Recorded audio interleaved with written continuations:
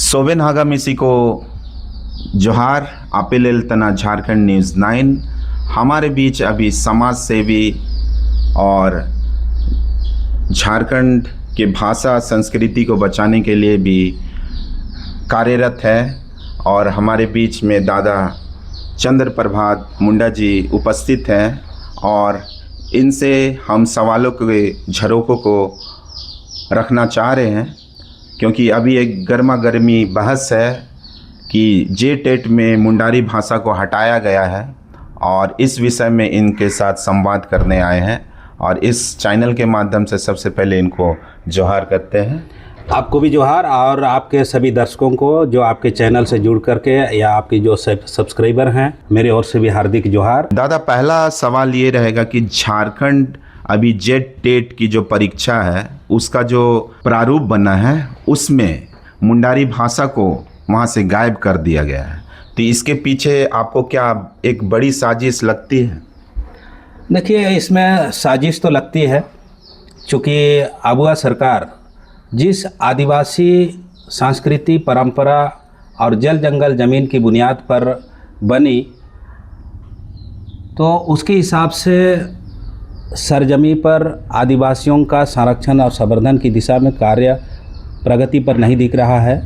कहीं ना कहीं सारे गठबंधन के नेता इस भाषाई मामले पर या आदिवासियों के जन समस्याओं को मुद्दाओं पर सिर्फ अपना स्टैंड कर रहे हैं।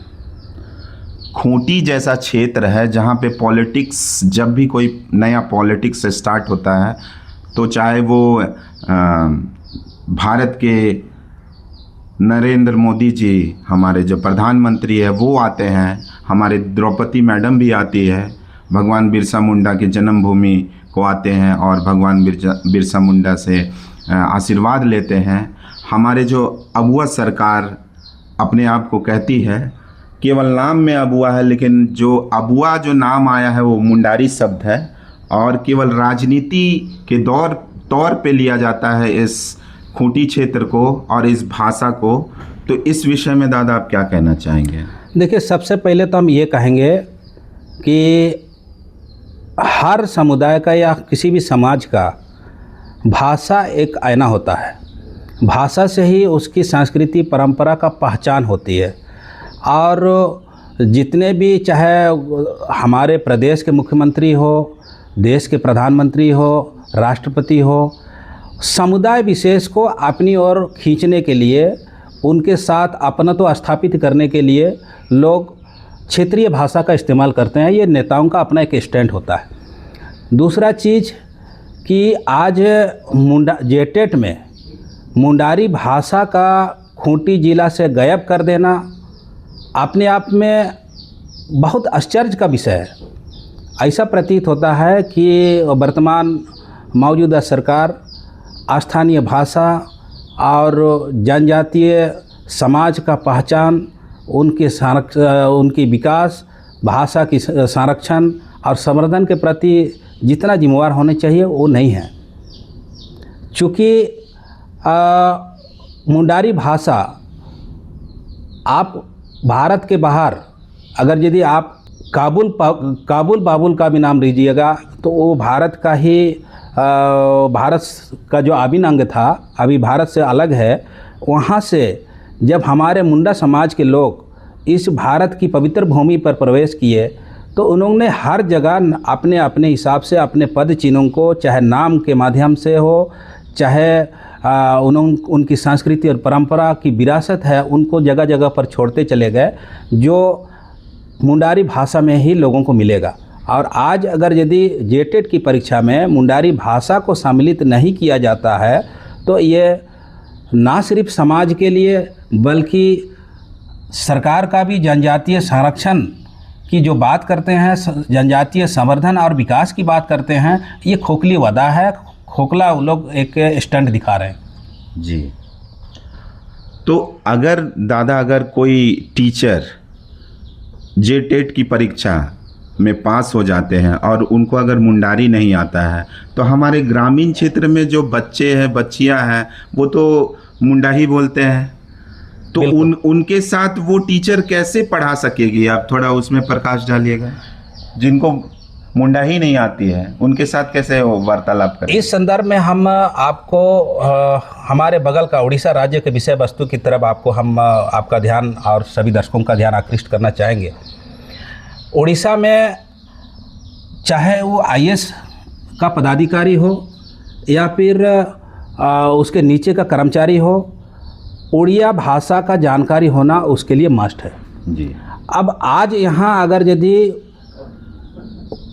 क्षेत्रीय जनजाति भाषा, यहाँ मुंडा बहुल क्षेत्र है और हमारा शिक्षक जो कल के होनहार भविष्य को तय करने वाले बच्चों का निर्माण करते हैं, उनको अगर यदि यहाँ का स्थानीय मातृभाषा की जानकारी नहीं होगी, उस भाषा बोली और संस्कृति के बारे में अगर उनको परिचय नहीं होगा, तो आप समझ सकते हैं कि उन बच्चों का बौद्धिक और सामाजिक विकास में उनका क्या योगदान हो सकता है। दूसरा चीज़ कि अगर आज सरकार जेटेट में या अन्य और भी विषय वस्तुओं में स्थानीय मुंडारी भाषाओं को, मुंडारी जनजातीय भाषाओं को, चाहे और भी झारखंड में और भी जितने भी जनजातीय भाषाएं हैं, उनको अगर सरजमी पर नहीं उतारने का काम करती है या फिर उनको अहमियत नहीं देती है, तो उससे ज़मीनी स्तर पर बहुत ज़्यादा आने वाले समाज को प्रभावित करेगा। चूँकि आज राजनीतिक तौर पर खूंटी जिला में मुंडारी का भाषा को लेकर के विवाद खड़ा हुआ है, तो ये सिर्फ खूंटी जिला की बात नहीं है। खूंटी के अलावा आपका पलामू में, गुमला में, चतरा में, हजारीबाग में, कोडरमा में, इवन आपका बंगाल, उड़ीसा, असम और छत्तीसगढ़ में भी मुंडारी भाषा और संस्कृति को बोलने और मानने वाले लोग की बहुतायत से पाए जाते हैं। तो और मुंडा उन तमाम लोगों का आइकॉन या केंद्र बिंदु अगर कहा जाए मुंडाओं का, तो खूंटी जिला है जी। खूंटी जिला ने भगवान बिरसा मुंडा को दिया, जो देश में आदिवासियों का एक आइकॉन जननायक के रूप में स्थापित हैं। जी जी। मारंगोम के जयपाल सिंह मुंडा को दिया, जो संविधान सभा के सदस्य रहे हैं। पद्मश्री डॉक्टर रामदयाल मुंडा, जो पूर्व में रांची विश्वविद्यालय के उपकुलपति रहे हैं। इन्होंने मुंडारी संस्कृति और परंपरा को विश्व के पटल पर ले जाने का काम किया और आज मुंडारी को ना सिर्फ भारत में बल्कि विश्व स्तर पर रामदयाल मुंडा के द्वारा एक अलग पहचान मिला है। और ऐसे में अगर यदि मुंडारी भाषाओं का जेटेट में सम्मिलित नहीं होना, ना सिर्फ मुंडारी भाषा संस्कृति का दोहन का एक प्रयास है, बल्कि इनका अस्तित्व को समाप्त करने का एक षड्यंत्र लगता है। मुंडा भाषा खूंटी में, रांची में, पलामू, सिमडेगा, पूर्वी सिंहभूम, पश्चिमी सिंहभूम, बंगाल के कुछ क्षेत्र हैं, उड़ीसा है, बहुत सारी जगह में बोली जाती है। और मेरा एक सवाल है कि जो जेटेट का जो प्रारूप तैयार किए थे, जो पदाधिकारी है, उसके विषय में आप क्या बोलना चाहते हैं दादा? देखिए, हमने पूर्व में भी कहा और अभी भी मैं दोहरा रहा हूँ कि झारखंड प्रदेश की बुनियाद को जयपाल सिंह मुंडा ने रखा और इसके पूर्व में किसी आदिवासी नेता ने अलग झारखंड का मांग नहीं किया था। और आज जैसा कि आपने भी कहा और मैंने भी कहा कि मुंडारी भाषा जो है ना सिर्फ खूंटी में बल्कि बाकी प्रदेशों में भी बोली जाती है। और यहाँ जितने भी बच्चे पढ़े लिखे हैं, मुंडारी भाषा में ऑनर्स किए हैं, ये लोग कहाँ जाएंगे? इनके लाइफ के साथ में खिलवाड़ हो रहा है। यहाँ का जनजातीय मुंडा भाषा भाषी और संस्कृति को मानने वाले लोगों के साथ में खिलवाड़ हो रहा है। जयपाल सिंह मुंडा के साथ खिलवाड़ हो रहा है। झारखंड अलग राज्य के साथ में आंदोलनकारी जितने भी लोग शहीद हुए हैं उनके साथ उनको अपमानित किया जा रहा है। इसलिए मैं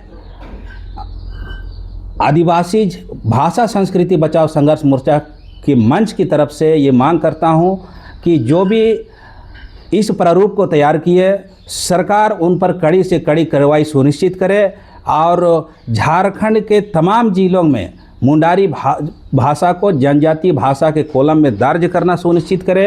अगर नहीं करती है तो एक बड़े पैमाने पर आंदोलन होगा और जो भी इस प्रारूप को बनाने का काम किए हैं उनको अविलंब सस्पेंड करने का, उनको नौकरी से बर्खास्त करने का समिति मांग करेगी। अगर सरकार इसमें चूकती है, लेट लतीफ़ी करती है, तो हम लोग न्यायिक रास्ते से भी अपना हक और अधिकार भाषा और संस्कृति को बचाने के लिए हम लोग संघर्ष करेंगे, लड़ाई लड़ेंगे। ये मैं आपके इस मंच के माध्यम से तमाम लोगों को आह्वान करते हुए बताना चाहता हूँ, कहना चाहता हूँ कि ये जानबूझ करके हम लोगों का अस्तित्व को, हम लोग का पहचान को और हमारे वीर सपूतों को अपमान करने का प्रयास किया जा रहा है। हम इसे कदापि बर्दाश्त नहीं करेंगे और आने वाले समय में मुंह तोड़ जवाब दिया जाएगा और इसके लिए जो भी ज़रूरत पड़ेगा रोड से लेकर के न्यायालय तक हर लड़ाई हम लोग लड़ेंगे। जीतन जी, मैं इतिहास की कुछ तथ्यों को आपके सामने रखना चाहता हूँ। बहुत ज़्यादा तो नहीं, लेकिन चूँकि बहुत ज़्यादा का लोग विश्वास नहीं करेगा, जो तथ्यात्मक रूप से सही होगा और जिसका सबूत है, मैं उन्हीं बातों को रखता हूँ। हम लोग का भारत देश 200 साल तक अंग्रेज़ों के गुलाम में रहा जी। अंग्रेज में भी दो तरह के लोग थे, एक शासक वर्ग थे और दूसरा सामाजिक विषय वस्तुओं पर, सामाजिक कुरीतियों को और समाज को आगे, समाज के विकास के लिए, समाज को आगे ले जाने के लिए काम करने के लिए यहाँ आए। इवन कि CNT SPT के जो रचयिता जिन्होंने लिखा ड्राफ्ट को, फादर होपमैन, वो भी जब इस खूंटी क्षेत्र में आने से पहले कलकत्ता में पहले मुंडारी को सीखा जी। और मुंडारी को सीखने के बाद उन्होंने ना सिर्फ CNT SPT का गठन किया, यहाँ के मुंडाओं की भावनाओं को समझा जी और इनका मांग को समझा। उसी के तर्ज पर उसको समझते हुए उन्होंने यहाँ के जल जंगल जमीन, भाषा संस्कृति और लोगों के सुरक्षा को सुनिश्चित करते हुए CNT SPT की रचना की जी।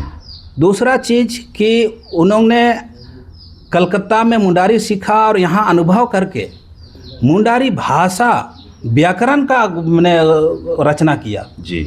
और यहाँ के लोग सेविंग करना सीखे। उसके लिए अपना एक कैथोलिक चर्च के अंदर में कैथोलिक बैंक की स्थापना की। तो आप ये समझ सकते हैं कि हम अगुआ, समाज के एक्टिविस्ट, बुद्धिजीवी और सभी राजनीतिक पार्टी के जानकार लोग अगर सरकार को आईना नहीं दिखाएंगे, प्रशासन को अगर चैलेंज नहीं करेंगे, तो फिर हमारी अस्तित्व कहाँ जाएगी।